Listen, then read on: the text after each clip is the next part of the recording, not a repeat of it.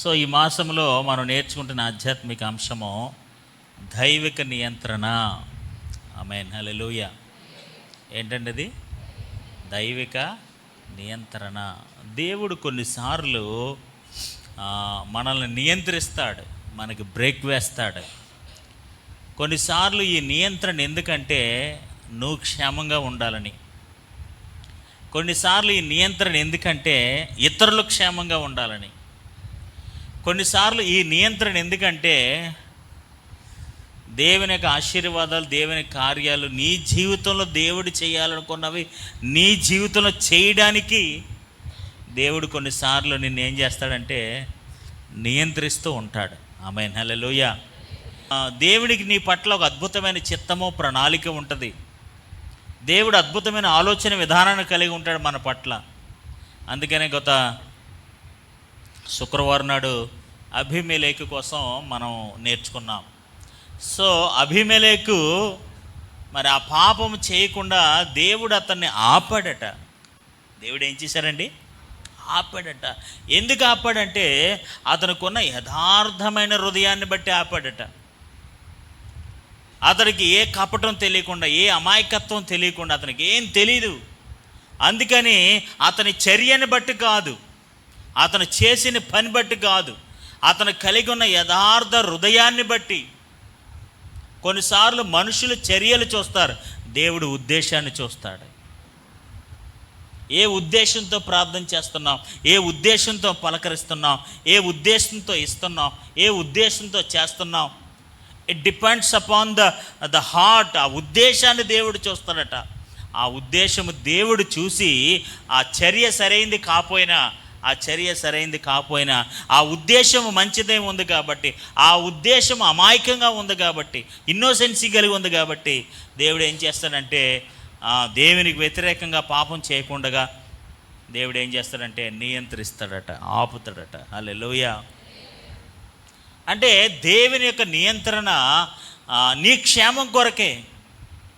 దేవుని యొక్క నియంత్రణ నీ కుటుంబ క్షేమం కొరకే, నీ ఆధ్యాత్మిక లాభం కొరకే.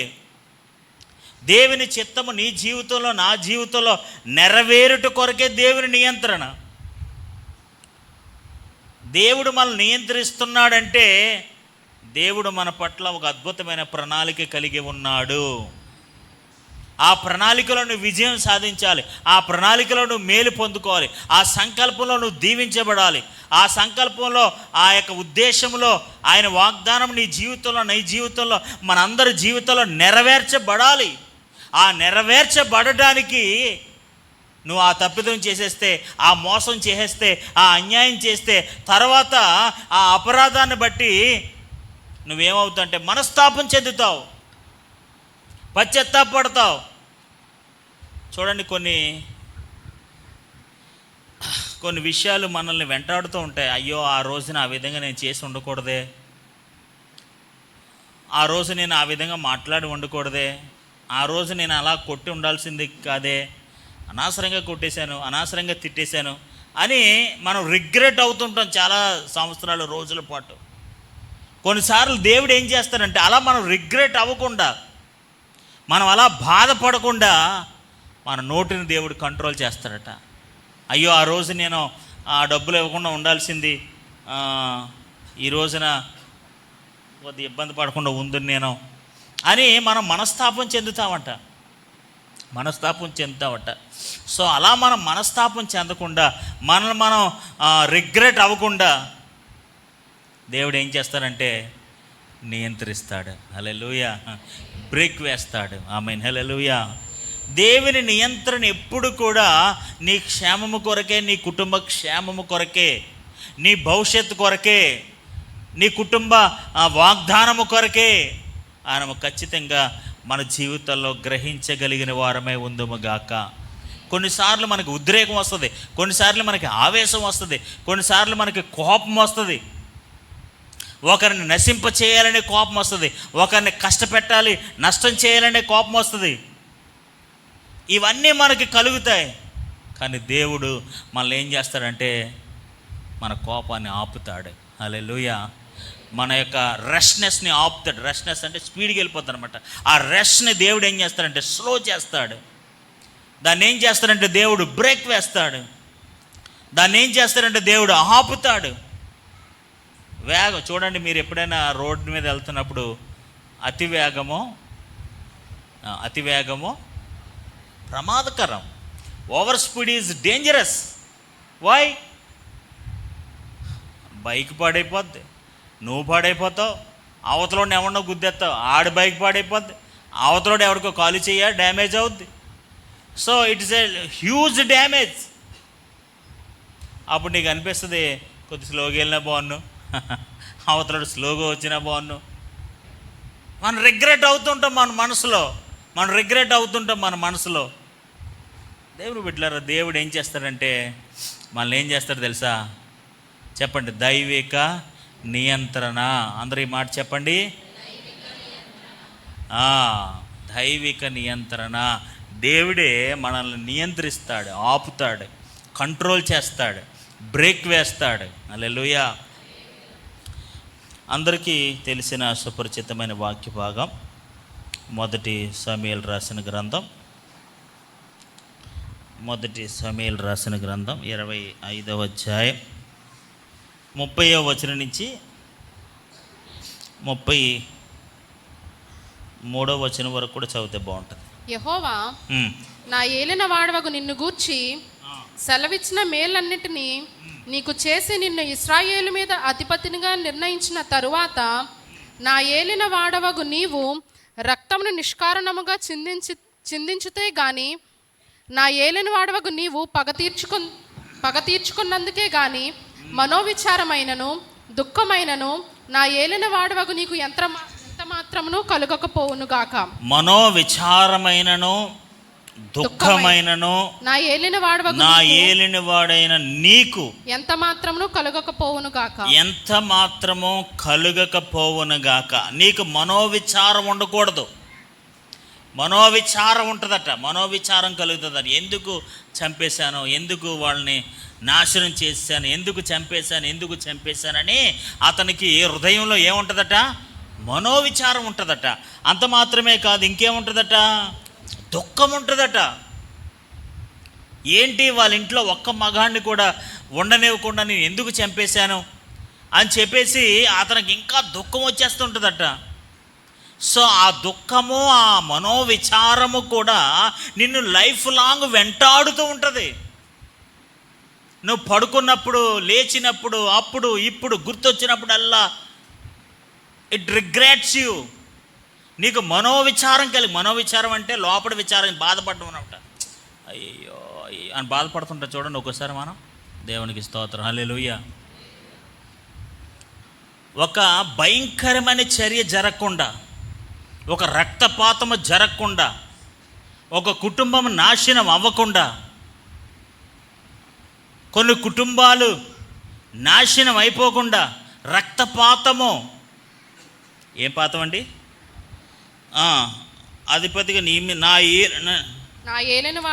నీవు నీ రక్తమును నిష్కారణముగా చిందించినందుకే గాని, నిష్కారణంగా ఏ కారణం లేకుండా, there is no proper reason, ఏ ప్రాపర్ రీజన్ లేకుండా నిష్కారణంగా రక్తము చిందించినందుకే గాని, నా ఏలినవాడు నీవు పగ తీర్చుకున్నందుకే గాని నేను ఎందుకు పగ తీర్చుకున్నాను, ఎందుకు నిష్కారణంగా రక్తాన్ని చిందించాను అని చెప్పి మనోవేదన కలిగిన వాడే, దుఃఖము కలిగిన వాడే భవిష్యత్తులో అతను బాధపడతాడట.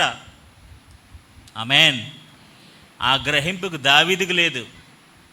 ఆ గ్రహింపు ఎవరికి లేదు? దావీదుకు లేదు.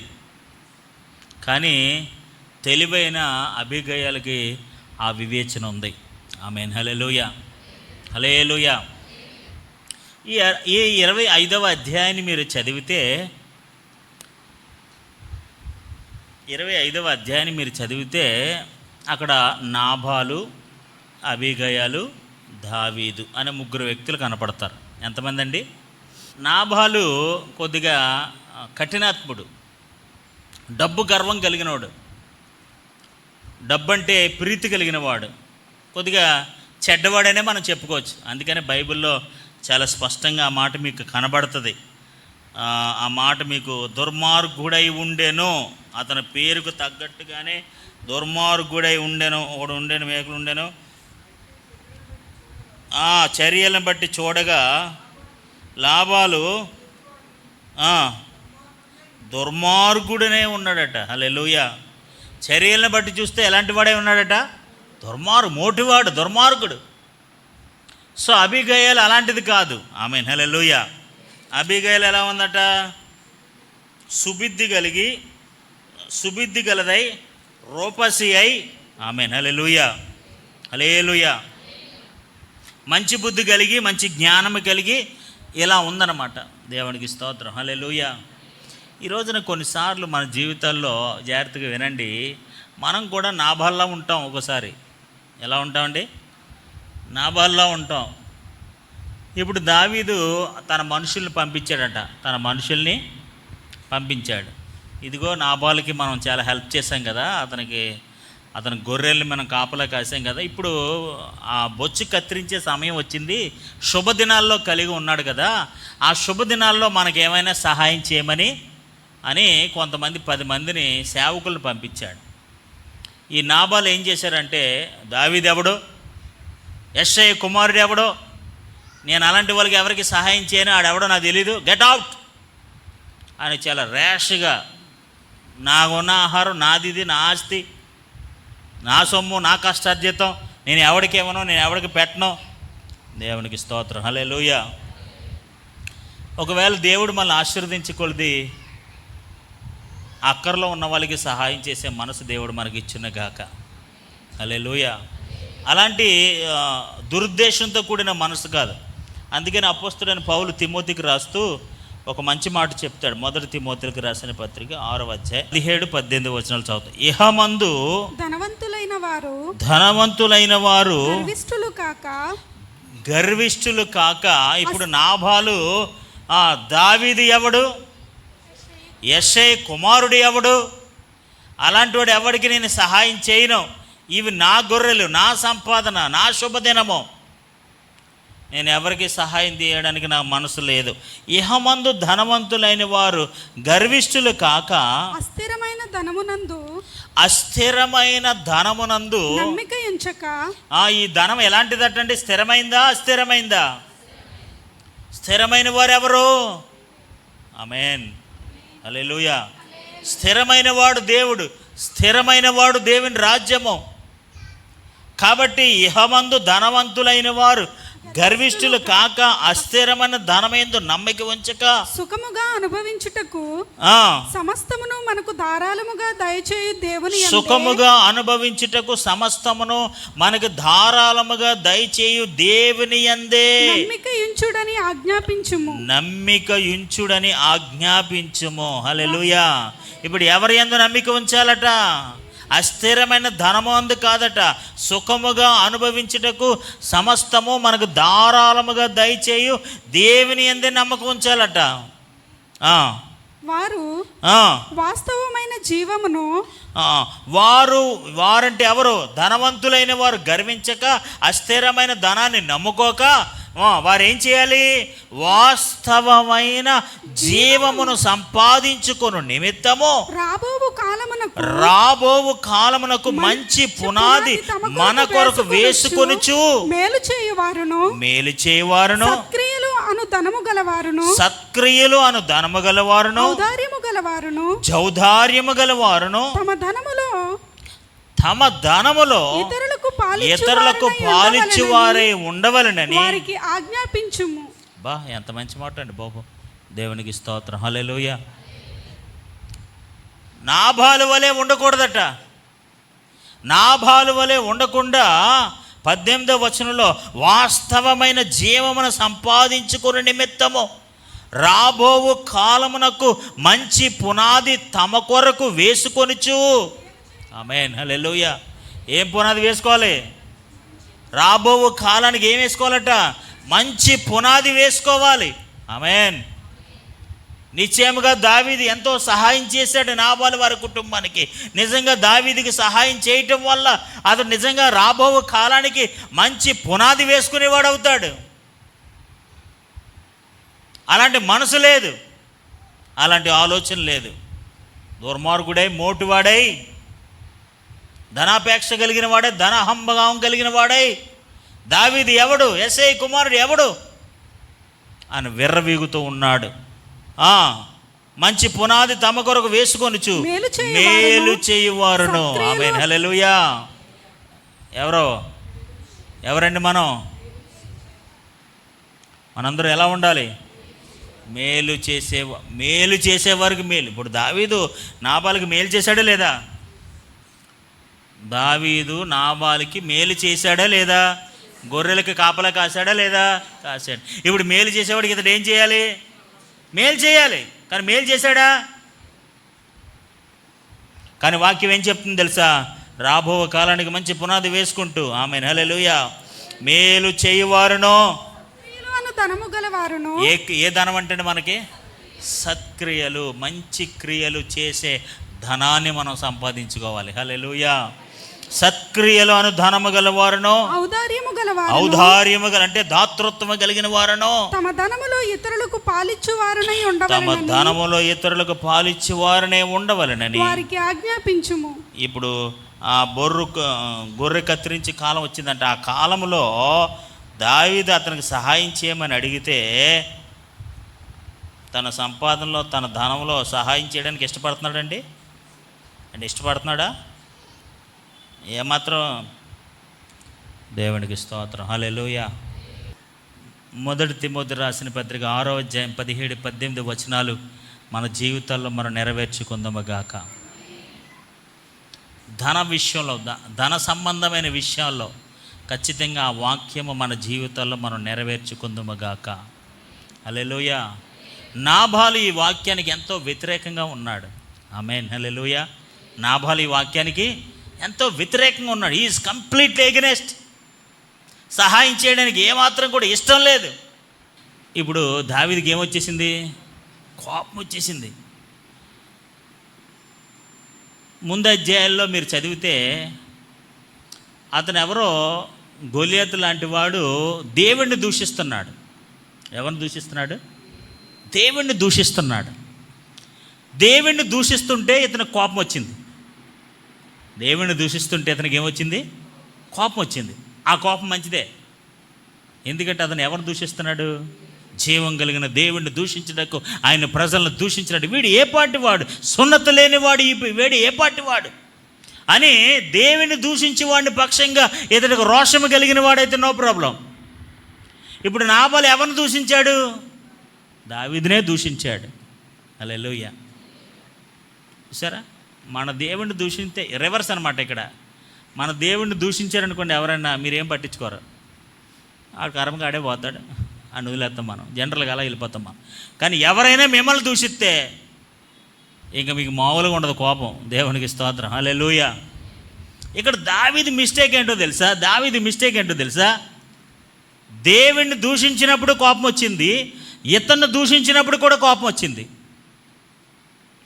యాక్చువల్గా దావీదును దూషించినందుకు లేదా దావీదును అలా అన్నందుకు అతడు పగ తీర్చుకోవాల్సిన పని ఏమీ లేదు. అతడు మేలు చేయనంత మాత్రాన్న, అతడు ఇవ్వకపోయినంత మాత్రాన్న అతన్ని చంపేసి, అతని పురుషులందరినీ చంపేసి రక్తపాతం చేసేసి వాళ్ళ పొద్దుటి కల్లా వాళ్ళ కుటుంబంలో ఒక్కడ కూడా మిగలకుండా నాశనం చేయాలన్నంత పగ చేయాల్సిన క్రియ అంత ఏమీ లేదు. కానీ కొన్నిసార్లు మనం దైవికంగా సాగిపోతున్నప్పుడు, ఓకే, ఇంకొక మంచి ఉదాహరణ చెప్తాను, మీరు జాగ్రత్తగా వినండి. ఆ ముందు అధ్యాయంలో మీరు చదవద్దు, మీరు చదివితే 24వ అధ్యాయంలో అక్కడ సౌలుని చంపే అవకాశం వస్తుంది. చంపాడా? అసలు యాక్చువల్గా సౌలుని చంపేయాలి. ఎందుకు? ఈయన్ని చంపడానికి తిరుగుతున్నాడు కాబట్టి. మీకు అర్థమవుతుంది కదా? అసలు యాక్చువల్గా సౌలుని చంపేయాలి. ఎందుకంటే సౌలు దావీదుని చంపడానికి తిరుగుతున్నాడు. ఇప్పుడు ఈ గుహలో అవకాశం వచ్చింది సౌలుని చంపడానికి. అప్పుడేమో చాలా దైవికత వచ్చేసింది. I'm very good man, no నేను చంపడం, అభిషేకం కలిగిన వాడిని నేను చంపితే అలా అయిపోద్ది, వస్త్రపు చెంగిని ముట్టిన బాబా చాలా కష్టం, నేను చంపడం అని ఎక్కడో దైవికత వచ్చేసింది అక్కడ. సరిగ్గా ఇంకో అధ్యాయం ఇక్కడికి వచ్చినప్పటికి కోపం, రౌద్రం, ఆవేశం, రక్తపాతం, కత్తి దూసేయాలని ఆవేశం, చంపాలని ఆవేశం. అదేంట్రా, ఇంతకు ముందు అధ్యాయంలే కదా నేను ముట్టుకోను, నా శత్రువునైనా నేను ఏమి చేయను, అతను ప్రాణహాని చేసిన నేనేమన్నావు, నా దేవుని మీద నేను నమ్మకం ఉంచాను, నా దేవుని మీద నేను విశ్వాసం ఉంచాను అని ఎంతో దైవికంగా ఉన్నా కదా, ఇంతలోనే అంత నీకేం వచ్చేసింది, దుష్టాభిషేకం. అలాగే వచ్చేస్తుంటుంది. దేవునికి స్తోత్రం, హల్లెలూయా. మనం ఎంత దైవికతలో సాగిపోతుంటామో అంత ఏదో తెలియని చెడు మన మీదకి వచ్చేస్తూ ఉంటుంది. 24వ అధ్యాయంలో ఉన్న నిగ్రహము 25వ అధ్యాయంలో లేదు. 24వ అధ్యాయంలో ఉన్న దైవికత, 24వ అధ్యాయంలో ఉన్న దైవికమైన మనసు, చంపడానికి అవకాశం వచ్చినా, చంపడానికి అన్ని అవకాశాలు ఉన్నా, అతను చంపేస్తే అతడు రాజు అయిపోతాడు, ఒక పని అయిపోద్ది అనే అవకాశం ఉన్నా సరే అతను చంపకుండా, లేదు అతడు దేవుని బిడ్డ, దేవుని చేత అభిషేకించబడిన వాడు, నేను ముట్టుకోను, ఏమి చెయ్యను, అతను నన్ను చంపేస్తున్నా సరే నేను చంపను అని అతని మీద పగ తీర్చుకోలేదు. దేవునికి స్తోత్రం, హల్లెలూయా, హల్లెలూయా, హల్లెలూయా. ఇక్కడ 25వ అధ్యాయం వచ్చేటప్పటికి ఎవరినో 10 మందిని మనుషులను పంపించాడంట, సహాయం చేయమని అడిగాడట, అతను చేయను అన్నాడట. దావీదు ఎవడో, యెషయా ఎవడో అన్నాడట. అందుకని దావీదుకి ఏమొచ్చేసింది, పౌరుషం పుట్టుకొచ్చేసింది, కోపం పుట్టుకొచ్చేసింది, పగ పుట్టుకొచ్చేసింది. ఎలాంటి పగో తెలుసా, 400 మందిని తీసుకెళ్ళి ఉదయం అయ్యేసరికి, తెల్లవారేసరికి వాళ్ళ ఇంట్లో ఒక్క పురుషుడు ఉండకూడదు, వాళ్ళ ఇంట్లో వాళ్ళ రక్తపాతమే. ఇంకా ఏ పాతం? అలాంటి రక్తపాతాన్ని దేవుడు అంగీకరిస్తాడా? అలాంటి అన్యాయాన్ని దేవుడు అంగీకరిస్తాడా? అలాంటి పగ తీర్చుకునే స్వభావాన్ని దేవుడు అంగీకరిస్తాడా? యాకోబు రాసిన పత్రిక 1వ అధ్యాయము 19-20 వచనాలు. 1వ అధ్యాయం 19-20 వచనాలు. నా ప్రియ సహోదరులారా, మీరు ఈ సంగతి తెలుసును గనక, ఎరుగుదురు గనక, ప్రతి మనుష్యుడు, జాగ్రత్తగా వినండి, ప్రతి మనుష్యుడు వినుటకు వేగురుపడువాడును, వినటానికి వేగురు పడాలి, వినటానికి ఇష్టపడాలి, వినటానికి తొందరపడాలి, మాట్లాడుటకు నిదానించువాడును. జాగ్రత్తగా వినండి, మాట్లాడడానికి, వినటానికి వేగురు పడాలంటే మాట్లాడడానికి ఏం చేయాలి? నిదానించాలి. అంటే ఏంటి? ఆచి తూచి ఉండాలి మాట్లాడడానికి. ఓకే, కోపించుటకు నిదానించువాడునై. జాగ్రత్తగా వినండి, మాట్లాడడానికి రెండోది రెండోది ఏంటి? నిదానించి ఉండాలి. నిదానం అంటే ఏంటి? నెమ్మది. నిదానం అంటే ఏంటి? నెమ్మది, కంట్రోల్ అన్నమాట, స్లో. దేనికి? మాట్లాడడానికి, కోపించుకోవడానికి. రెండవది ఏంట్లో తెలుసా? మాట్లాడుటకు నిదానించువాడును, కోపించుటకు నిదానించువాడునై ఉండవలెను. ఎలా ఉండాలి ఎలా ఉండాలి? వినటానికి వేగురు పడాలట, మాట్లాడడానికి. ఇప్పుడు దావీదు కోపానికి ఏముండాలి? నిదానం ఉండాలి. దేవునికి స్తోత్రం, హల్లెలూయా. నాబాల్ అనేవాడు నేను మనుషులను పంపితే ఇలాగ అంటాడా? ఇంకో విషయం చెప్పమంటారా? దావీదు వాళ్ళు వచ్చి చెప్పారంతే, ఈయనేం వినలేదు. ఆ మనుషులు వచ్చి చెప్పేవాడు ప్రజెంటేషన్లో కూడా ఉంటుంది. కొంతమంది చెప్పేటప్పుడు కొన్ని మసాలా కలిపేసి లేనిది ఉన్నది కలిపి చెప్పేస్తుంటారు. అది ఇంకా కోపానికి దారితీస్తుంది. అసలు విషయం ఒకటి ఉంటుంది, అసలు విషయం మామూలుగానే ఉంటుంది. ఈవిడ చెప్పేటప్పుడు ప్రజెంటేషన్ చేస్తుంది, ఎక్స్ట్రా ఆర్డినరీ ప్రజెంటేషన్. ఏమన్నారో తెలుసా అంట సాగదీస్తుంది. ఏమన్నారు? అలాగానొచ్చా? ఏమనొచ్చు? ఈవిడ ఇంకా దానికి కొన్ని మసాలా, దానికి కారం, ఉప్పు, ఈ ఎక్స్ట్రాలన్నీ యాడ్ చేస్తుంటుంది అనమాట. సో ఈ మనుషులు మరి ఏం చెప్పారో నాకు తెలియదు. మిమ్మల్ని అలా అంటాడండి, అలా అనొచ్చండి, మీరు కాబోయే రాజు అండి, మీరు అభిషేకించబడిన వాడండి, మిమ్మల్ని అలా అంటాడు, ఆడు ఏ పాటి వాడండి, ఆడు బతికే పాటిదండి, అంత అలా మిమ్మల్ని అనొచ్చా? మరి వాళ్ళు ఏం ప్రజెంట్ చేశారో నాకు తెలీదు. ఆ ప్రజెంటేషన్ ఏంటో మనకు తెలీదు. ఆ ప్రజెంటేషన్కి ఈ దావీదు గారికి ఏమొచ్చేసింది? కోపం వచ్చేసింది. కానీ వాక్యం ఏం చెప్తుంది తెలుసా? కోపగించుకునేవాడు నిదానించువాడై ఉండవలెను. హల్లెలూయా. ఈ రోజున మనందరికీ ఇది కామన్ డిసీజ్ అనమాట.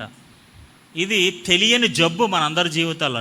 అందరికీ ఎవరినైనా ఏదైనా అనడానికి మనం నిదానించుకోం, ఇమ్మీడియట్గా మాట్లాడేస్తాం. ఎవరి మీదైనా కోపగించుకోవడానికి మనం నిదానించుకోం, ఇమ్మీడియట్గా కోప్పడిపోతాం. It is wrong. ఇది దైవికతకు వ్యతిరేకం. వినటానికే వేగురు పడాలట, మాట్లాడడానికి కోపగించుకోవడానికి ఎలా ఉండాలి? నిదానించాలి. You must be controlled yourself. ఖచ్చితంగా నువ్వు కంట్రోల్ చేసుకోవాలి. దావీదా, ఇది నీకు తగదు, నువ్వు కాబోయే రాజువి. You are going to establish your kingdom. నీ రాజ్యాన్ని నువ్వు స్థాపించబోతున్నావు. ఇలాంటి కల్మషంతో, ఇలాంటి రక్తము చిందించే ఇంకా నువ్వు రాజు అవ్వలేదు, ఏమవ్వలేదు, అప్పుడే ఇంతమందిని చంపేస్తావా? దేవుడేం చంపమన్నాడు నిన్ను? దేవుడేమి ఆజ్ఞాపించలేదు కదా వెళ్ళి ఆ శత్రువుని చంపేయని.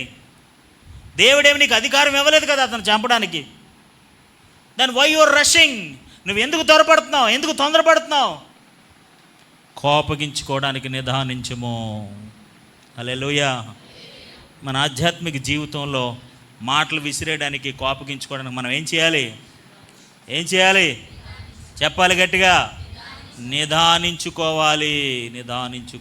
ఓకే, తర్వాత వచనం.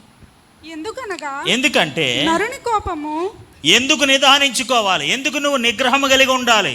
ఎందుకు నువ్వు నియంత్రించుకోవాలి?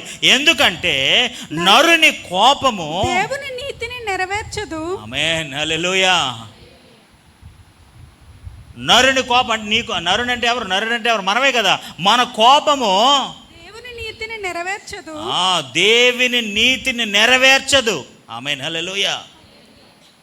మీకు అర్థమవుతుందా? మా కోపాన్ని బట్టి దేవుని నీతి నెరవేరుతుందండి. దేవునికి నీతి ఏమి నెరవేరదు, దేవుని యొక్క చిత్తం ఏమి నెరవేరదు, దేవుని సంకల్పం ఏమి నెరవేరదు. నరుని కోపము దేవుని చిత్తాన్ని నెరవేర్చలేదు, దేవుని ఉద్దేశాన్ని నెరవేర్చలేదు, దేవుని నీతిని నెరవేర్చలేదు. అలా నెరవేర్చని కోపము నరునికి వ్యర్థము. హల్లెలూయా. అందుచేత సమస్త కల్మషమును, జాగ్రత్తగా వినండి, కోపగించటంలో నిదానించాలి. నెంబర్ 1, ఆ ఉద్రేకం, దావీదుకు వచ్చిన ఉద్రేకం నిదానించుకోవాలి, కంట్రోల్ చేసుకోవాలి. అంత ఉద్రేకం పనికిరాదు. నెంబర్ 1. నెంబర్ 2, అది దేవుని నీతిని నెరవేర్చదు. ఆమేన్, హల్లెలూయా. దేవుని నీతిని నెరవేర్చదు, దేవుని చిత్తాన్ని నెరవేర్చదు, దేవుని ఉద్దేశాన్ని నెరవేర్చదు. కాగా అది నీకు మనోవేదన కలిగిస్తుంది, దుఃఖాన్ని కలిగిస్తుంది. నిరాపరాధమైన రక్తాన్ని చిందించానని మనోవేదన, దుఃఖము కలిగిన వాడవే నువ్వు వేదన పడతావు, మనోవేదన కలిగి ఉంటావు, బాధపడతావు, నీ జీవితాంతం రిగ్రెటర్ అవుతావు. కాబట్టి నువ్వేం చేయాలంటే నిదానించుకోవాలి. ఓకే. అందుచేత సమస్త కల్మషమును విర్రవీగుచున్న దుష్టత్వమును మాని.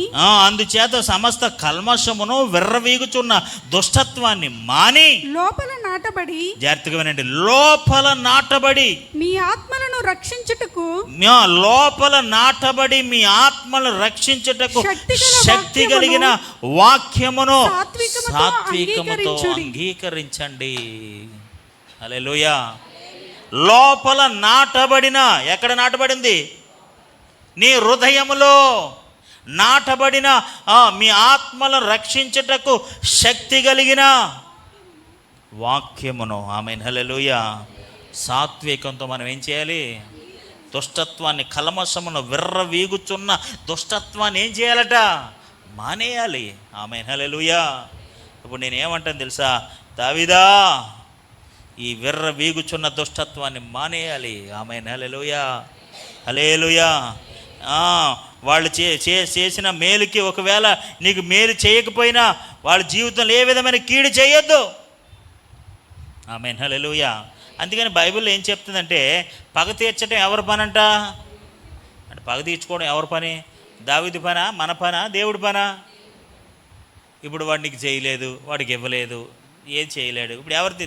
ఇప్పుడు ఆల్రెడీ సౌలు విషయంలో నువ్వు అది కలిగి ఉన్నావు కదా, దేవుడే చూసుకుంటాడు, నాకేం పర్వాలేదు, దేవుడే సమస్తం కూడా దేవుడికి అప్పగించేశాను, సౌలు విషయం దేవుడు చూసుకుంటాడు అని సౌలు విషయంలో ఒక మంచి కాన్సెప్ట్ కలిగి ఉన్నావు కదా. అలాగే ఈ నాబాలు విషయంలో అలాగే ఉండు, దేవుడే చూసుకుంటాడు, దేవుడికి అప్పగించేశాను. దేవుడే చూసుకుంటాడు అనే భావం కలిగి ఉండు. ఎందుకు విర్రవీగుచున్నావు? ఆమేన్, హల్లెలూయా. అందుకనే రోమిలకు రాసిన పత్రిక 12వ అధ్యాయం మనం చూసినట్లయితే దేవుని వాక్యం స్పష్టంగా మనకు తెలియచేస్తున్న మాట ఏంటో తెలుసా? రోమిలకు రాసిన పత్రిక 12వ అధ్యాయం 17వ వచనం. కీడుకు ప్రతి కీడు ఎవరికి చేయవద్దు. కీడుకు ప్రతి కీడు ఎవ్వడికి చేయవద్దు. ఆడు కీడు చేశారని వాడికి నువ్వు ప్రతి కీడు ఏం చేయొద్దు. మనుషులందరి దృష్టికి యోగ్యమైన వాటిని గురించి ఆలోచన కలిగి ఉండండి. యోగ్యమైన వాటిని గురించి మాత్రమే ఆలోచన కలిగి ఉండండి. 19వ వచనం. ప్రియులారా మీకు మీరే పగ తీర్చుకొనక దేవుని ఉగ్రతకు చోటియ్యకుడి. పగ తీర్చుట నా పని, నేనే ప్రతిఫలమిత్తును అని ప్రభువు చెప్పుచున్నాడని వ్రాయబడి ఉన్నది. ఆమేన్, హల్లెలూయా. ఆ పని ఎవరిది అండి? ఆ పని ఎవరిదండి? దేవునికి స్తోత్రం, హల్లెలూయా. నాబాల మీద కార్యక్రమం చేసే పని ఎవరిది? దేవుడిదా, దావీదా? మరి దావీదుకి ఎందుకు కంగారు? దేవునికి స్తోత్రం, హల్లెలూయా, హల్లెలూయా. మొదటి తెస్సలోనికి రాసిన పత్రిక 5వ అధ్యాయం 15వ వచనం. ఎవడునో కీడునకు ప్రతి కీడు ఎవనికైనాను చేయకుండా చూచుకొనడి. మీరు ఒకని ఎడల ఒకడును మనుషులందరి ఎడలను ఎల్లప్పుడును మేలైన దానిని అనుసరించి నడుచుకొనుడి. మేలైన దాన్ని మాత్రమే అనుసరించి నడుచుకొనుడి. ఆమేన్, హల్లెలూయా. మీకు అర్థమవుతుందా? ఇప్పుడు దావీదు కలిగి ఉన్న కోపానికి దేవుడు మనకు నేర్పిస్తున్న ఆధ్యాత్మిక పాఠం ఏంటో తెలుసా? ఏంటంట? నిదానించవలెనో. నరుని కోపము దేవుని నీతిని నెరవేర్చదు. కల్మషము మాని, విర్రవీగు దుష్టత్వాన్ని మాని, ఆమేన్, హల్లెలూయా, హల్లెలూయా, దేవుని వాక్యాన్ని మన హృదయాల్లో మనం నాటుకోవాలి. సాత్వికముతో వాటిని మనం అంగీకరించాలని. ఆమేన్, హల్లెలూయా. పగ తీర్చుకునే పని నాదని దేవుడు చెప్తున్నాడు కాబట్టి ఆ పని మనం దేవునికే అప్పగించుదుముగాక. ఇప్పుడు దావీదుకి చాలా కోపం వచ్చేసింది. ఏమొచ్చేసింది? కోపం వచ్చేసింది. ఈ కెనాట్ కంట్రోల్ ఈజ్ యాంగ్రీ. అతని కోపాన్ని అతడు ఆపుకోలేకపోతున్నాడు. ఎవరో అతన్ని కంట్రోల్ చేయలేకపోతున్నారు. ఇప్పుడు 400 మందిని సమకూర్చుకున్నాడు. 400 పీపుల్. మరి అక్కడ ఎంతమంది ఉన్నారో మనకు తెలియదు. 400 మందిని సమకూర్చుకుని వాళ్ళ మీద యుద్ధానికి వెళ్ళిపోతున్నాడు. రాత్రి తెల్లవారేసరికి ఎవ్వడూ అక్కడ మిగలడానికి వీల్లేదు. రక్తపాతం జరగాలి. వాళ్ళందరూ చావాలి నిశ్చయముగా. ఎందుకు? కేవలం వాడు ఎరిగిన రొట్టె మొక్కలు ఇవ్వనందుకు. వాడు ఇవ్వని మాంసం ఇచ్చిన. పోనీ అదేనా పెద్ద గొప్ప విషయమా? పగ తీర్చుకుంటున్నాడంటే వాడైనా ఆడు రొట్టె అడిగాడు, లేకపోతే మాంసం అడిగాడు, ఇదే అడిగాడు. ఆ ఇవ్వనందుకు అనమాట. నీ ప్రాణమే తీసేస్తున్న వాడిని నువ్వేమీ చేయలేదే. కనీసం రొట్టు, ద్రాక్షారసం, ఇవన్నీ మాంసం అడిగినోడిని నువ్వు క్షమించలేవా? నువ్వు వాడిని పట్టించుకు వదిలేచ్చు కదా. దేవుడు ఇంకో ద్వారం తెరిచి నీకు ఆహారం ఇస్తాడు, ఇంకొకరి ద్వారా నీకు సమకూరుస్తాడు. వెళ్ళిపోతుంటే ఇంకా ఫిక్స్ అయిపోయాడు, డిసైడ్ అయిపోయాడు, వెళ్ళిపోతున్నాడు. ఈ సందర్భంలో, ఈ పరిస్థితుల్లో ఏం జరిగిందంటే ఆ విషయం ఎవరికి తెలిసిందంట? నాబాలు భార్య అయిన అబీగయలకు తెలిసింది. సార్, మేడం గారు ఇలా జరిగింది, ఇలా దావీదు వాళ్ళందరూ మనకి ఎంతో హెల్ప్ చేశారు, వాళ్ళు మన గొర్రెల్ని కాపలా కాశారు, చాలా హెల్ప్ చేశారు మనకి. మరి మీ ఆయన గారి కోసం మీకు తెలుసు కదా, మహా వజ్రం ఆయన, ఎంతో సహాయం చేసినోడికి సహాయం చేయడానికి మనసు రాదు అంటే ఈవిడికి గుండెలు అడేలు పడిపోయి, ఓయ్ బాబా పొద్దుటికల్లా శ్మశానం అయిపోద్ది ఇక్కడ, పొద్దునికల్లా నాశనం అయిపోద్ది ఇక్కడ, పొద్దుటికల్లా ఒక మనుషుడు మిగలడా, ఏమైపోద్ది, రక్తపాతం, హత్యలు, ఈ దౌర్భాగ్యం అంతా నేను చూసి ఉండలేను అని చెప్పేసి పని వాళ్ళందరిని తొందర పెట్టింది. ఆహారాన్ని సిద్ధపరిచింది, మాంసాన్ని సిద్ధపరిచింది, ద్రాక్ష గెలలు సిద్ధపరిచింది. What intelligent women! ఎంత దైవికమైన నిగ్రహము కలిగిన, ఎంత జ్ఞానము కలిగిన. ఆమేన్, హల్లెలూయా. హల్లెలూయా. నాబాలు దుర్మార్గము, దావీదు యొక్క రెస్ట్నెస్. ఓ పక్క నుంచి దుర్మార్గుడైన వాడు, ఓ పక్క నుంచి తొందరపాటు కలిగిన వాడు, మధ్యలో ఒక స్త్రీ, తెలివైన స్త్రీ. హల్లెలూయా, హల్లెలూయా. మనం అందరూ తెలివైన వారి వలె ఉందుమగాక. ఇటు దుర్మార్గం పనికిరాదు, ఇటు రెస్ట్నెస్ పనికిరాదు. ఇటు ఈళ్ళలాగా ఉండకూడదు, ఇటు తొందరపాటు ఉండకూడదు. ఈ రెండిట్లకి మధ్యలో ఒక దైవికమైన జ్ఞానము కలిగిన, సుబుద్ధి కలిగిన, ఆమేన్, హల్లెలూయా. సో ఇంత వేగంగా వచ్చేస్తున్నాడు మనోడు, కోపంతో వస్తున్నాడు, రౌద్రముతో వస్తున్నాడు. అలాంటి వ్యక్తిని ఆపేసిందండి. దేవునికి స్తోత్రం, హల్లెలూయా. అందుకని మీరు చదివిన వాక్య భాగం 25వ అధ్యాయంలో మీరు చదివారు కదా, 28వ వచనం నుంచి మీరు చదవండి. 28వ వచనం నుంచి మొదటి సమూయేలు రాసిన గ్రంథం 25వ అధ్యాయం. మన మెయిన్ పాయింట్ దగ్గరికి వచ్చేయండి. మొదటి సమూయేలు రాసిన గ్రంథం 25వ అధ్యాయం దగ్గరికి వచ్చేయండి. నీ దాసురాలైన నా తప్పు క్షమించుమో. నా ఏలిన వాడవగు నీవు. ఎవరు తప్పండి? ఆవిడ తప్ప ఆయన తప్ప అండి? ఆవిడ తప్ప ఆయన తప్ప? దేవునికి స్తోత్రం, హల్లెలూయా. మనోళ్ళు మా ఆయన తప్పండి, నా తప్పు కదా అంటారు, తప్పించుకునే బ్యాచ్. ఎలాంటి రకాలంటే, నేను వద్దన్నానండి, ఆవిడ తినమందండి, అందుకే తినేనంటే ఆవిడ మీద గెంటెత్తడు. పక్కోల మీద గెంటడం అంటే ఎంత ఆనందమో. దేవునికి స్తోత్రం, హల్లెలూయా. She accept his husband mistake as her mistake. తన భర్త చేసిన అపరాధాన్ని లేదా తప్పుని తన తప్పుగా అంగీకరిస్తుంది. ఎంత జ్ఞానవంతురాలో చూడండి. ఆమేన్, హల్లెలూయా. తన భర్త చేసిన అపరాధాన్ని తన అపరాధంగా నెత్తి మీద వేసుకుంటుందండి. ఇది యేసు ప్రభు లక్షణం అండి ఇది. ఆమేన్. Whose character it is? ఎవరి లక్షణం అండి ఇది? యేసయ్య లక్షణం అండి ఇది. తన భర్త చేసిన అపరాధాన్ని తన అపరాధంగా అంగీకరిస్తుంది. ఓకే. నీవు నీ దాసురాలైన నా తప్పును క్షమించుము. నా ఏలిన వాడవగు నీవు యెహోవా యుద్ధములను చేయుచున్నావు కనుక నా ఏలిన వాడవగు నీకు ఆయన శాశ్వతమైన సంతతినిచ్చును. నీవు బ్రతుకు దినములన్నిటను నీకు అపాయము కలుగకుండును. నిన్ను హింసించుటకైనను నీ ప్రాణము తీయుటకైనను ఎవడైనా ఉద్దేశించిన ఎడల నా ఏలిన వాడవగు నీ ప్రాణము నీ దేవుడైన యెహోవా యొద్దను జీవపు మూటలో కట్టబడును. జీవపు ఓటలో కట్టబడును. ఒకడు వడసలతో రాయి విసిరినట్లు ఆయన శత్రువుల ప్రాణమును విసిరివేయును. యెహోవా నా ఏలిన వాడవగు నిన్ను గూర్చి సెలవిచ్చిన మేలంతటిని నీకు చేసి నిన్ను ఇశ్రాయేలీయుల మీద అధిపతిగా నిర్ణయించిన తరువాత. ఆమేన్, హల్లెలూయా. ఆవిడ చెప్తున్న మాట ఏంటో తెలుసా అండి? ఇశ్రాయేలు మీద అధిపతిగా దేవుడు నిర్ణయించబోతున్నాడు. ఆమేన్.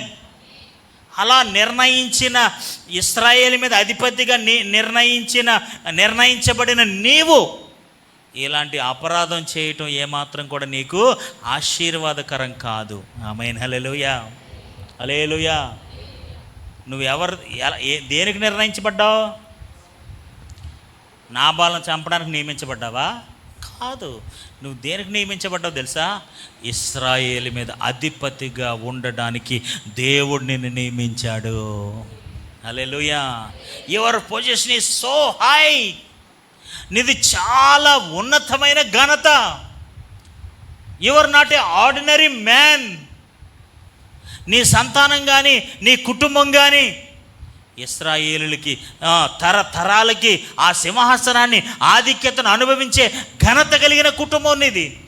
అలాంటి ఆధిక్యత కలిగిన నీవు, అలాంటి అర్హత కలిగిన నీవు ఇలాంటి రక్తపాతములో పాలిభాగస్తుడై ఉండటం నీకేమాత్రం కూడా మంచిది కాదు.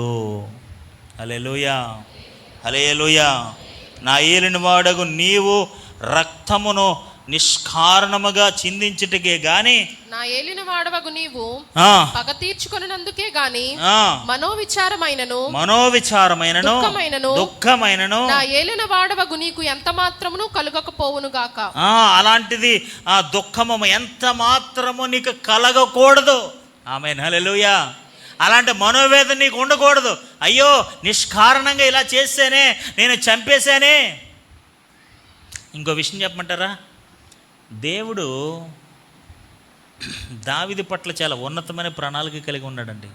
అందుకనే అంత చిన్న వయసులో అభిషేకించాడు, అంత చిన్న వయసులో అంత అభిషేకం ఇచ్చాడు, అంత సామర్థ్యం, గొల్యాతుని చంపే సామర్థ్యం ఇచ్చాడు. సౌలుని చంపడానికి అవకాశం ఉన్నా చంపకుండా తన క్యారెక్టర్ని, తన స్వభావాన్ని కాపాడుకున్నాడు. అవకాశం ఉన్నా చేయలేదు. అలాంటి మంచి మనస్సు కలిగిన దావీదు మేబీ కొన్ని దుష్ట ప్రేరణలు బట్టి, కొన్ని దుష్ట అవకాశాలను బట్టి, పరిస్థితులను బట్టి అలాంటి ఉద్రేకంలో పడిపోవటం అనేది దేవుడికి ఏమాత్రం కూడా ఇష్టం లేదు. ఆమేన్, హల్లెలూయా. అందుకని అబీగయీల ద్వారా దేవుడు దావీదుని ఏం చేస్తున్నాడో తెలుసా, నియంత్రిస్తున్నాడు. ఆమేన్, హల్లెలూయా, హల్లెలూయా. ఆమె మాటలు మాట్లాడుతుంది, సార్ మీరు ఇశ్రాయేలు ప్రజల్ని అధిపతిగా ఉండబోయేవాళ్ళు, మీరు ఇలాంటి రక్తపాతాన్ని చిందించటం, లేకపోతే ఇలా పగ తీర్చుకోవటం, ఇలాంటి కార్యక్రమాలన్నీ మీకు ఎందుకు? వాటి విషయమే మీరు తర్వాత మనోవేదన కలిగి ఉంటారు, దుఃఖపడతారు. అలాంటివన్నీ మీకు ఏమవ్వాలి? అలాంటి మీ జీవితంలో ఉండకూడదు. అయ్యో నేను రాజ్యాన్ని ఏలబోతున్నవాడిని, ప్రపంచ పరిపాలన, ఈ దేశ ప్రజల్ని పరిపాలించబోతున్నాను, ఇలా పరిపాలించబోయే ముందుగా ఇలాంటి రక్తపాతం అనే అవమానం, ఈ రక్తపాతం అనే బ్యాడ్ రిమార్క్, ఇశ్రాయేలుకి రాజు అయ్యాడు కానీ రాజు అవ్వకుండానే కొంతమందిని చంపేశాడండి అనే బ్యాడ్ నేమ్ వచ్చేది నీకు.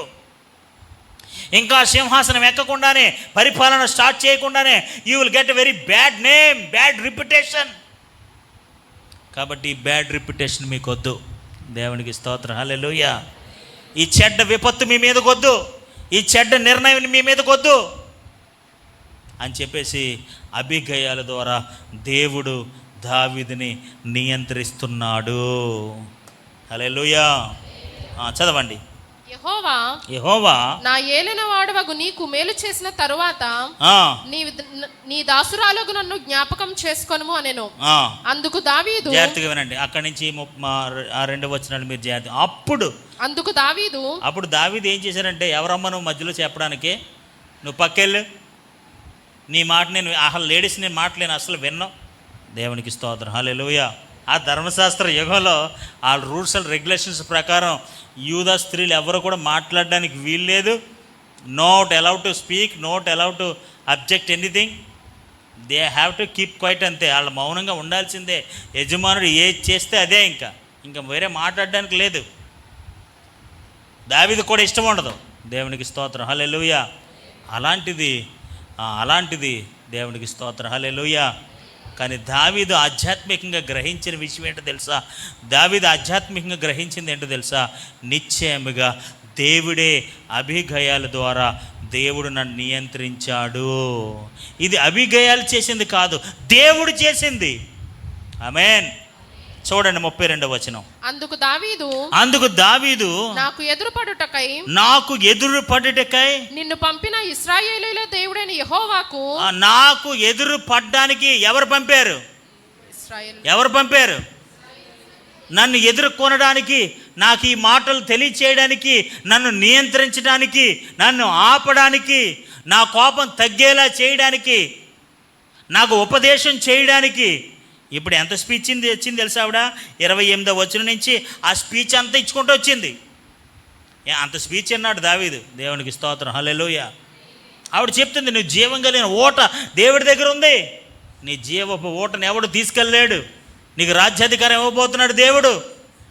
అలాంటి ఉన్నతమైన ఘనమైన స్థానంలో ఉండాల్సి నీవు, ఈ అపరాధం నీకెందుకు, ఈ రక్తపాతం నీకెందుకు, ఈ మనోవేదన నీకెందుకు, ఈ దుఃఖం నీకెందుకు అని ఉపదేశం చేసింది. ఇప్పుడు దావీదు ఏమంటాడు తెలుసా? నాకు ఎదురుపడుటకై, నన్ను ఎదుర్కొనటానికే, నాకు ఈ ఉపదేశం ఇవ్వడానికే, నన్ను కంట్రోల్ చేయడానికే, నన్ను నియంత్రించడానికై, నన్ను ఆపడానికై నిన్ను పంపిన ఇశ్రాయేలు దేవుడైన యెహోవాకు స్తోత్రము కలుగును గాక. ఆమేన్, హల్లెలూయా, హల్లెలూయా. దేవుని బిడ్డలారా, ఈరోజు మన జీవితాల్లో నష్టపోకుండా, రక్తపాతం చిందించకుండా, ఎవరికి అన్యాయం చేయకుండా, మేబీ పగ తీర్చుకున్నాడు దేవుడు కాబట్టి నాబాలుకి ఎలాగా దేవుడు ఇవ్వాల్సింది ఇస్తాడు, చేయాల్సింది చేస్తాడు, అది వేరే విషయం. అలా కాకుండా ఇతడే ఆ పగ తీర్చేసుకుంటే తన జీవితాంతం కూడా మనోవేదన కలిగిన వాడు అయిపోతాడు, దుఃఖంతో నిండిపోయిన వాడు అవుతాడు. అనవసరంగా రక్తాన్ని చిందించేసానా, తెల్లవారేసరికి ఇంట్లో ఒక్కడిని కూడా మిగిలి ఉండకుండా చంపేశానా, ఇంకా నేను రాజు అవ్వకుండానే పట్టాభిషేకం చేయకుండానే ఇలాంటి దుర్మార్గం చేశానా, రాజు అయిన తర్వాత ఆ రక్తపాతం చేతులతో ఇప్పుడు ఇంకా సింహాసనం ఎక్కలేదు, సింహాసనం ఎక్కకుండానే ఆ రక్తపాత చేతులతో ఎక్కితే ఏం బాగుంటుందండి? ఇంకా సింహాసనం ఎక్కిన తర్వాత శత్రువులను చంపాడంటే అప్పుడు దూచాడంటే అది వేరే విషయం. ఇంకా పట్టాభిషేకం చేయలేదు, ఇంకా సింహాసనం మీద కూర్చోలేదు, అప్పుడే అనేకుల్ని రక్తం చిందించేశాడంటే ఆ రక్తంతో కూడిన చేతులతో ఆ రాజ్యాన్ని లేకపోతే ఆ సింహాసనం మీద ఎలా కూర్చుంటాడు ఇతడు? ఇప్పుడు రిగ్రెట్ అవుతున్నాడు, ఇప్పుడు ఆలోచన చేస్తున్నాడు, దేవుడే నిన్ను పంపించాడు. హల్లెలూయా. ఈరోజు దేవుని బిడ్డలారా, దేవుని వాక్యము ద్వారా దేవుడు మనల్ని నియంత్రించునుగాక, ఆధ్యాత్మిక బిడ్డల ద్వారా దేవుడు మనల్ని నియంత్రించునుగాక, దేవుడే మనల్ని నియంత్రించునుగాక. ఇప్పుడు దావీదు తన జీవితంలో గ్రహించిన మొట్టమొదటి విషయం ఏంటో తెలుసా? వచ్చింది నువ్వు కాదు, పంపినవాడు దేవుడు. హల్లెలూయా. God send you. నిన్ను పంపించిన ఇశ్రాయేలు దేవుడైన యెహోవాకు స్తోత్రము కలుగునుగాక. నువ్వు రాలా, దేవుడు పంపాడు. ఎందుకు పంపాడు తెలుసా? నన్ను ఆపడానికి పంపాడు, ఈ రక్తపాతం జరగకుండా ఆపడానికి పంపాడు. ఇది ఎందుకో తెలుసా? నీకు క్షేమం, నాకు క్షేమం. ఆమేన్. హల్లెలూయా. నువ్వు క్షేమంగా ఉండడానికి, నేను నిందపడకుండా ఉండడానికి దేవుడే నిన్ను పంపించాడు. హల్లెలూయా, హల్లెలూయా. ఈరోజు దేవుని బిడ్డ, నువ్వు మోసంలో పడకుండా, అన్యాయంలో పడకుండా, అక్రమంలో పడకుండా, దోషంలో పడకుండా, అపరాధంలో పడకుండా దేవుడే అనేక మంది మంచి దైవికమైన మనుషుల్ని ఎద్దకు పంపును గాక, అనేక సహాయకులని పంపును గాక, వాక్యము ద్వారా దేవుడిని నియంత్రించును గాక. ఎవరో ఒక దైవికమైన ఆలోచన కలిగిన వాడు నీకు చెప్తాడు, this is not the way, ఇది సరైన మార్గము కాదు. ఇప్పుడు అబిగయలుతో దావీదుతో పోల్చుకుంటే అబిగయలు ఎందుకు పనికిరాదు? అవునా కదా? దావీదు స్టాండర్డ్తో పోల్చుకుంటే అబిగయలకి మేబీ ఏమి అర్హతలు కూడా ఏమి లేవు అతను ఆపడానికి కానీ ఏం చేయడానికి లేదు, సరెండర్ అయిపోవాల్సిందే. కానీ పంపించింది ఎవరో? ఆమేన్. హల్లెలూయా.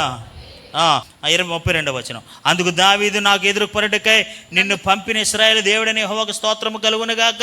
నేను పగ తీర్చుకొనకుండాను, జాగ్రత్తగా వినండి, నేను పగ తీర్చుకోకుండాను, ఈ దినము ప్రాణము తీయకుండాను, నేను పగ తీర్చుకోకుండాను, ఈ దినము ప్రాణము తీయకుండాను నన్ను ఆపునందుకై. ఏం చేసినందుకు? లేకపోతే ఈరోజు నేను ఏం తీర్చుకుందును? పగ తీర్చేసుకుందును. రెండవది ప్రాణము తీయకుండాను. ఇప్పుడు ప్రాణం తీసిన ఏమంటారు? హంతకుడు అంటారు. ఇంకా సింహాసనం ఎక్కకుండానే దావీదు ఏమవుతాడు? దేవుడి చేత అభిషేకించబడిన వాడు, ఇశ్రాయేలుకు రాజుగా నియమించబడిన వాడు, ఇంకా రాజ్యాధికారం ఎక్కకుండానే దేవుని నామానికి అవమానం తెచ్చే విధంగా హత్య చేసిన వాడు అవుతాడు, పగ తీర్చుకునేవాడు అవుతాడు. అందుకనే మాట్లాడుటకు, కోపపడుటకు నిదానించము. నరుని కోపము దేవుని నీతిని నెరవేర్చదు. ఆమేన్. హల్లెలూయా, హల్లెలూయా. ఇప్పుడు దావీదు మాట్లాడుతున్నాడు 33వ వచనంలో, నేను పగ తీర్చుకోకుండాను, ఈ దినమున ప్రాణము తీయకుండాను నన్ను ఆపునందుకై. చెప్పండి, ఆ మాట మీరు అండర్లైన్ చేసుకోండి, నన్ను ఆపినందుకు. హల్లెలూయా.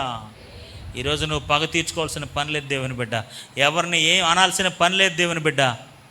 దేవుడు నిన్ను ఆపునుగాక. నన్ను అంత మాట అంటుందా? నాకు అవకాశం రాని ఆవిడ పని చెప్తాను. నన్ను అంత మాట అంటుందా? నాకు టైం రాకుండా పోతుందా? నాకెత్తాడు దేవుడు టైము అని చెప్పేసి టైం కోసం ఎదురు చూస్తుంటుంది సహోదరి. దేవునికి స్తోత్రం. హల్లెలూయా. దేవుడు నిన్ను ఆపునుగాక. ఆ పని నీది కాదు, దేవుడు చూసుకుంటాడు. ఆమేన్. హల్లెలూయా.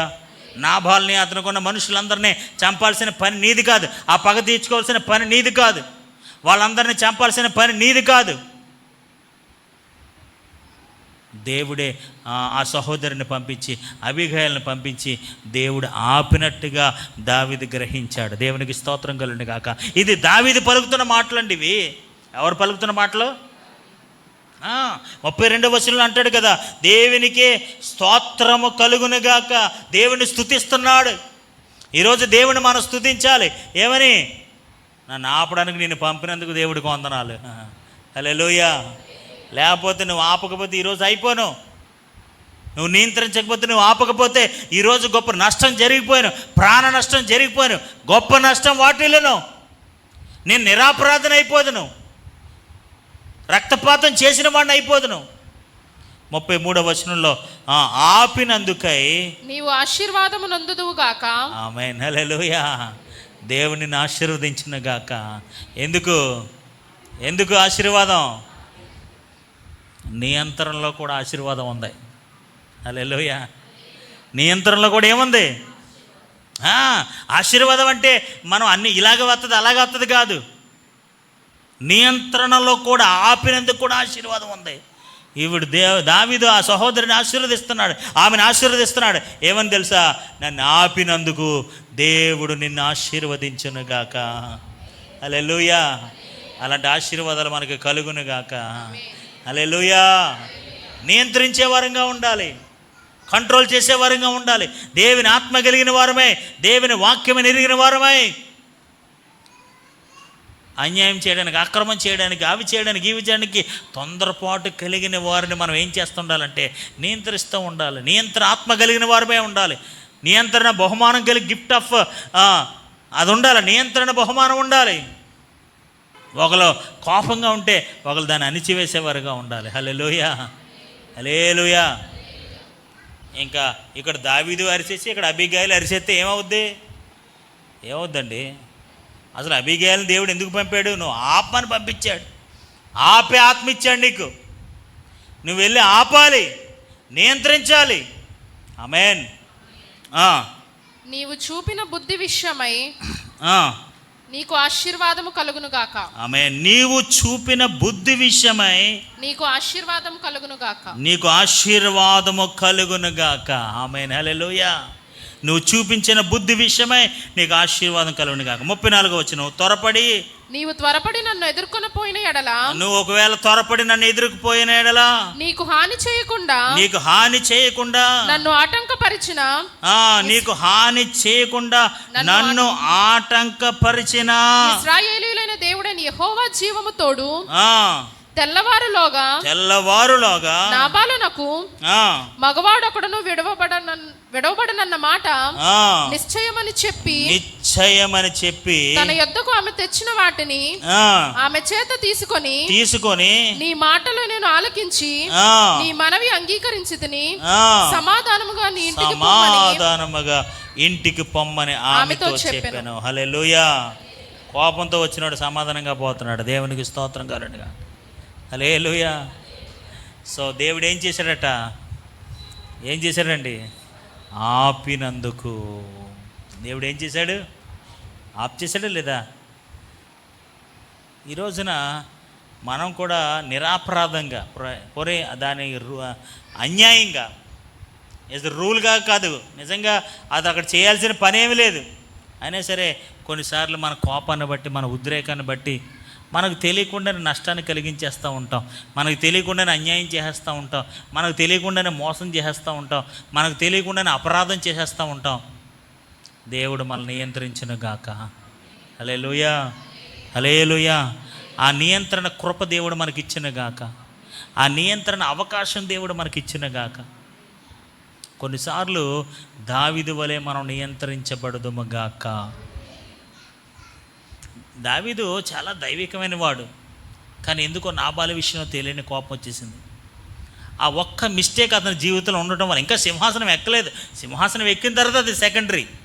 సింహాసనం ఎక్కేసిన తర్వాత, సింహాసనాన్ని అధిరోహించిన తర్వాత, ఆ కార్యక్రమం అంతా చేసిన తర్వాత మేబీ సెకండరీ విషయం. ఇంకా సింహాసనం ఎక్కకుండానే ఇలాంటి రక్తపాతం అనేది, ఇలాంటి చెడు అనేది అతని జీవితంలో ఒక రిమార్క్గా ఉండిపోద్ది, అదొక అన్యాయంగా ఉండిపోద్ది, ఒక అక్రమంతో కూడిన చర్యగా మారిపోద్ది.